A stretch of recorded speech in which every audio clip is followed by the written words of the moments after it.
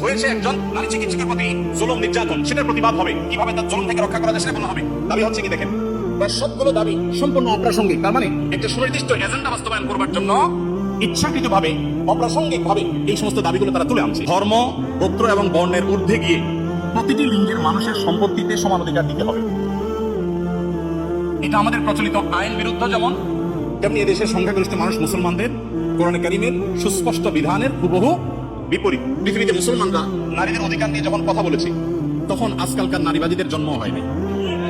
যেখানে মেয়ে হিসেবে জন্মগ্রহণ করলে জীবন্ত পুঁতে ফেলা হতো, যেখানে মেয়ে হিসেবে জন্মগ্রহণ করা অপরাধ ছিল, সেই সমাজে নারীকে শুধুমাত্র মুক্তই করেননি নবী সাল্লাল্লাহু আলাইহি ওয়াসাল্লাম, শুধুমাত্র মৃত্যুর হাত থেকে রক্ষাই করেননি, নারীকে আকাশের উচ্চতায় তুলে দিয়ে গেছেন। কোন বাবা মা যদি দুটি কন্যা সন্তানকে সঠিকভাবে যথাযথভাবে লালন পালন করে, তার জন্য জান্নাতের গ্যারান্টি দিয়েছেন। তার বিপরীতে 1 ডজন ছেলে সন্তান পালন করলেও এই সুসংবাদের কথা নবী সাল্লাল্লাহু আলাইহি ওয়াসাল্লাম বলেননি।